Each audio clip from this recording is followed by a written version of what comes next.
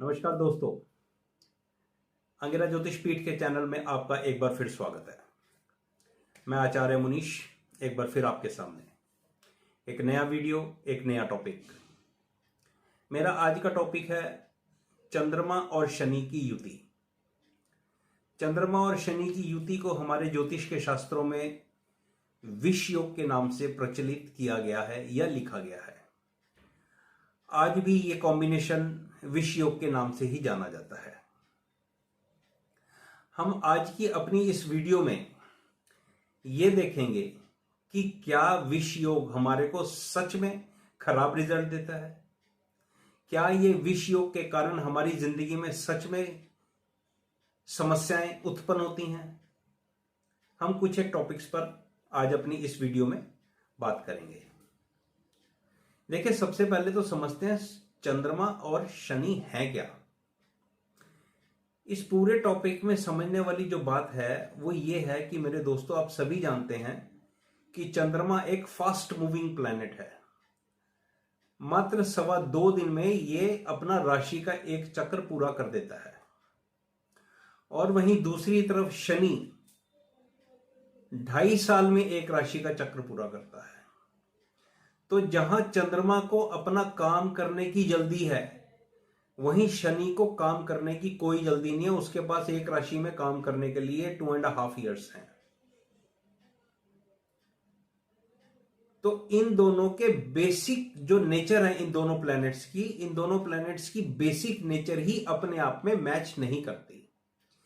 तो शायद ये एक रीजन रहा होगा कि हमारे जो ऋषि मुनि रहे, उन्होंने इस योग को विष योग का नाम दिया हुआ। शायद कह रहा हूं मैं, क्योंकि ये दोनों आपस में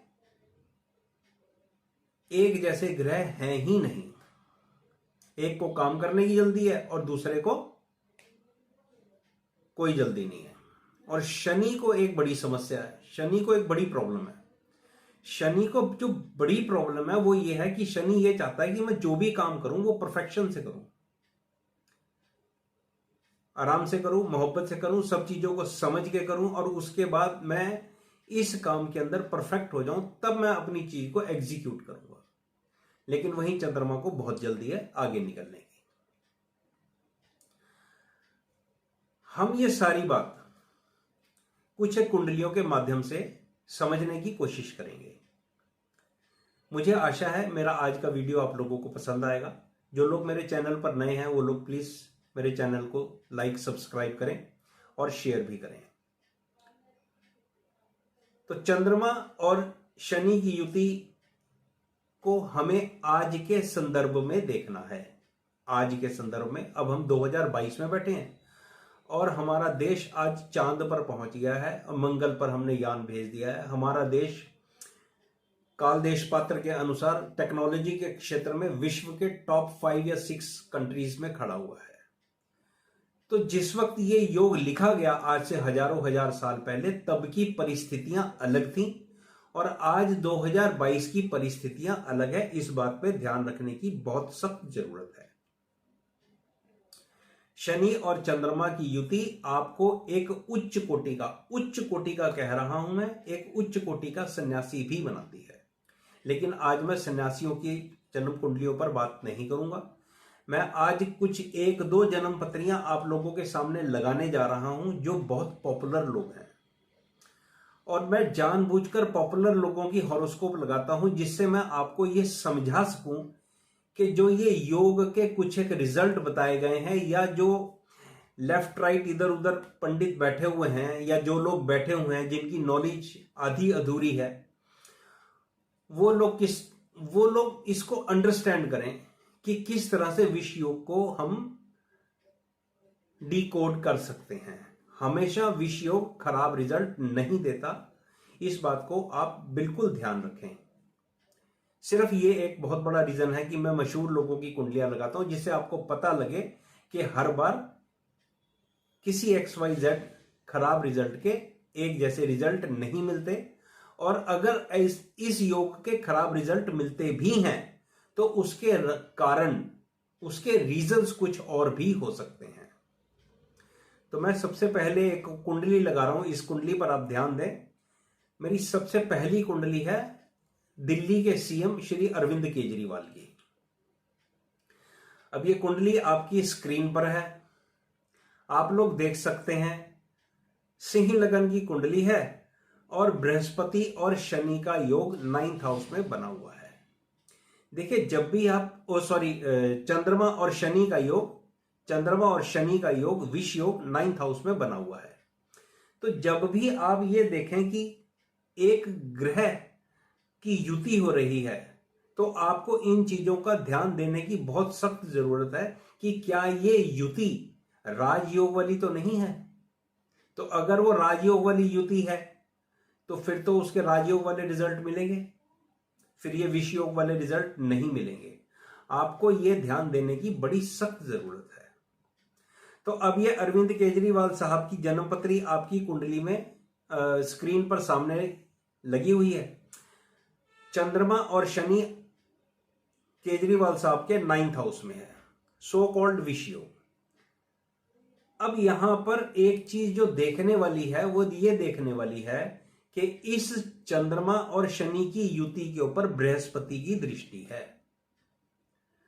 तो जो खराब रिजल्ट इसको मिलने चाहिए, इस कुंडली को मिलने चाहिए, वो इनको कभी नहीं मिले। मैं इस वीडियो के एंड में आपको बताऊंगा कि अरविंद केजरीवाल साहब के 9th हाउस में बने हुए इस योग का क्या मतलब है। एक कुंडली और लगाऊंगा, फिर मैं आपको दोनों को कंपेयर करके बताऊंगा। आप लोग या तो इस कुंडली का स्क्रीनशॉट ले लें या ये कुंडली आप अपने पेपर पर बना लें अरविंद केजरीवाल साहब की। तो इनको तो कोई बहुत ज्यादा कष्ट नहीं दिए, इनको स्ट्रगल हुई। अब आप ये कह सकते हो इन्होंने काफी स्ट्रगल करी है, वो भाई मेहनत तो हर एक आदमी करता है। अब शनि आपसे मेहनत नहीं करवाएगा तो फिर और कौन करवाएगा। शनि तो कर्म का कारक प्लैनेट है, उसने मेहनत करवानी ही करवानी है। लेकिन इस चंद्रमा और शनि के रिजल्ट इनको इतने शानदार मिले कि आज ये पिछले 7-8 सालों से दिल्ली के सीएम हैं। मैं आपको एंड में बताऊंगा जो बात मैं कहना चाहता हूं। अगली हॉरोस्कोप आपकी स्क्रीन पर है। ये इटली के एक्स प्राइम मिनिस्टर हैं, बेनिटो मुसोलिनी। इनका पॉलिटिकल कैरियर भी काफी लंबा चला। अब इनकी कुंडली के अंदर तुला लगन की इनकी कुंडली है। अब आप देख रहे हो कुंडली में चंद्रमा शनि ये दोनों का योग बना हुआ है, लेकिन ये 8वें घर में बना हुआ है। अब देखने वाली बात यह है कि मैंने जैसे पहले बात करी, लॉर्डशिप की बात करी, तो तुला लगन के लिए शनि योग कारक प्लैनेट हो जाता है और चंद्रमा 10th हाउस लॉर्ड हो जाता है। तो योग कारक प्लैनेट का 10th हाउस लॉर्ड के साथ बैठना अपने आप में एक सुप्रीम राजयोग है। तो 8th हाउस में ये सुपर क्लास राजयोग बना हुआ है और साथ में मंगल की दृष्टि है, मंगल की युति है। मंगल कुंडली का 7th हाउस लॉर्ड और 2nd हाउस लॉर्ड है। तो कुंडली को आप जरा देखो तो 5th house lord, 4th house lord, 7th house lord और 10th house lord, 2nd house lord, इन चारों पांचों घरों के जो लॉर्ड हैं उनका कॉम्बिनेशन 8th हाउस में बना है। तो जब भी 8th हाउस में कोई कॉम्बिनेशन, कोई राजयोग बनता है तो वो बड़ा जबरदस्त फलीभूत होता है। आपने अमिताभ बच्चन साहब की केस में देखा है, 4-5 प्लैनेट उनके 8th हाउस में है, तो उनकी तरक्की आप लोगों के सामने है। ओशो की हॉरोस्कोप के अंदर अगर आप देखो तो उसके भी 8वें घर के अंदर काफी अच्छे से वो एक्टिवेट हुआ हुआ है, 4-5 प्लैनेट है वहां भी। तो इस कुंडली में भी विष योग है और कई सारी चीजें हैं, मैं उनके ऊपर नहीं जा रहा हूं, लेकिन मैं सिर्फ अपनी बात को विष योग तक ही सीमित रख रहा हूं।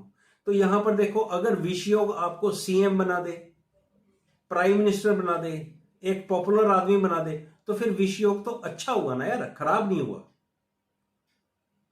अब विष योग को एनालाइज करने की जरूरत है। देखो, इंपॉर्टेंट चीज ये है कि जब विष योग आप देखते हो तो आपको यह देखने की जरूरत है कि लॉर्डशिप कहां कहां की बनी हुई है और ये चंद्रमा और शनि की युति कौन से घर में बनी हुई है। ये बहुत इंपॉर्टेंट है, कौन सी राशि में बनी हुई है, ये बहुत इंपॉर्टेंट चीजें हैं। तो ये फैक्टर हैं। तो सिर्फ हमारा ये कह देना कि विष योग बना हुआ है और ये वाली पूजा करवा लो और वो वाली पूजा करवा लो और इस विष योग के कारण बहुत स्ट्रगल होगी, ये गलत बात है। अगली हॉरोस्कोप जो तीसरी मैं लगा रहा हूं आप लोगों के सामने, ये उमर अब्दुल्ला साहब की हॉरोस्कोप है। ये भी सिंह लगन की हॉरोस्कोप है। यहां पर भी आप देख लो, चंद्रमा और शनि 9th हाउस में बैठे हुए हैं और साथ में मंगल है 9th हाउस लॉर्ड के साथ बैठे हुए हैं। और एक और सुपर क्लास स्थिति यह है कि जुपिटर के से एस्पेक्ट है। मैंने आपको बताया कि बृहस्पति की दृष्टि ज्योतिष शास्त्र में गंगा जल का काम करती है। बहुत सारे ऐसे दोष हैं, योग हैं जो अगर खराब बने हुए हैं और उन पर बृहस्पति की दृष्टि है, बृहस्पति एक देवगुरु है, तो बृहस्पति की अगर दृष्टि है तो वो योग उतने बुरे फलीभूत नहीं होते। तो अभी इस उमर अब्दुल्ला साहब की कुंडली के अंदर देख लो, आप सभी जानते हैं फारूक अब्दुल्ला साहब के लड़के हैं ये। यहां पर देख लो आप, शनि और चंद्रमा ये 9th हाउस में मंगल के साथ बैठे हुए हैं, 9th हाउस लॉर्ड के साथ ही बैठे हुए हैं और साथ में बृहस्पति की दृष्टि है जो 5th हाउस लॉर्ड है। तो ये एक सुपर क्लास स्थिति होगी ना, पोजीशन होगी। तो सिर्फ विष योग को देखकर अगर हम ये कह दें कि ये योग खराब है और बहुत ज्यादा स्ट्रगल करनी पड़ेगी, तो वो गलत बात है। हमारे को अच्छे से इस कुंडली को, किसी भी कुंडली को जहां पर शनि और चंद्रमा का योग बना हुआ है, हमें अच्छे से एनालाइज करना चाहिए। और वैसे भी शनि और चंद्रमा का योग तो महीने में लगभग 2-2.25 दिन वैसे रहता है और फिर चंद्रमा के ऊपर शनि की दृष्टि और फिर अलग तरह का रिजल्ट, फिर चंद्रमा से शनि केंद्र में, फिर वो उनको भी कुछ लोग कंसीडर करते हैं कि ये भी विष योग है। अब मैं अपनी उस बात पर आता हूं जो मैंने आपको कहा था कि एंड में बताऊंगा। अब अगर आपने ध्यान दिया हो और आपने कुंडली पेपर पर बनाई हो या स्क्रीनशॉट लिया हो तो जरा ध्यान दो अरविंद केजरीवाल साहब की हॉरोस्कोप और अब्दुल्ला साहब की हॉरोस्कोप को, उमर अब्दुल्ला साहब की हॉरोस्कोप, इन दोनों की जन्म पत्रियों में विष योग, सो कॉल्ड विष योग 9th हाउस में बना है। अब इन दोनों ने स्ट्रगल तो करी, लेकिन कितनी टॉप चेयर पर पहुंचे, बृहस्पति की दृष्टि भी है। अब 9th हाउस हमारी कुंडली में किनको रिप्रेजेंट करता है? हमारे पिता को रिप्रेजेंट करता है, हमारे फादर फिगर को रिप्रेजेंट करता है। अब अरविंद केजरीवाल की कुंडली में चंद्रमा और शनि का जो विष योग बना हुआ है वो 9th हाउस में बना हुआ है और उसका रिजल्ट ये निकला कि अरविंद केजरीवाल साहब को अन्ना हजारे जैसा एक बुजुर्ग व्यक्ति मिला जिसका सहयोग लेके इन्होंने पॉपुलैरिटी हासिल करी। उससे पहले तो अरविंद केजरीवाल साहब को कोई जानता ही नहीं था। अन्ना हजारे का आंदोलन चला और वहां से अरविंद केजरीवाल साहब पॉपुलराइज हो गए। तो चंद्रमा और शनि का योग 9th हाउस में यह दिखा रहा था कि अरविंद केजरीवाल साहब को कोई ऐसा व्यक्ति मिलेगा जो उनको पॉपुलराइज करेगा और उसके बाद आप देख लो वो सीएम की कुर्सी तक पहुंच गए। अब उमर अब्दुल्ला साहब की बात करते हैं। उनका भी चंद्रमा और शनि का योग 9th हाउस में पड़ा हुआ है। 9th हाउस हमारे बुजुर्गों को, हमारे फादर फिगर को रिप्रेजेंट करता है, हमारे फादर को रिप्रेजेंट करता है। बृहस्पति की यहां भी दृष्टि है। तो उमर अब्दुल्ला साहब को उनके फादर मिले जो पहले से ही सीएम थे। तो एक गुरु के रूप में केजरीवाल को अपना अन्ना हजारे जी मिले और उमर अब्दुल्ला साहब को अपने पिता मिले। दोनों के दोनों कामयाब व्यक्ति, दोनों की समाज में अच्छी रिस्पेक्ट और उनकी बात को सुना जाता था। आप लोगों के सामने है। तो ये मेरा एक छोटा सा वीडियो विष योग पर। आशा है आपको मेरा वीडियो पसंद आया होगा। पसंद आए तो लाइक शेयर जरूर करें और जो लोग नए हैं वो लोग मेरे सभी वीडियोस जो मैंने पुराने में डाले हुए हैं वो भी देखें। आपकी नॉलेज में जरूर वृद्धि होगी। मेरा वीडियो देखने के लिए आप सभी का धन्यवाद।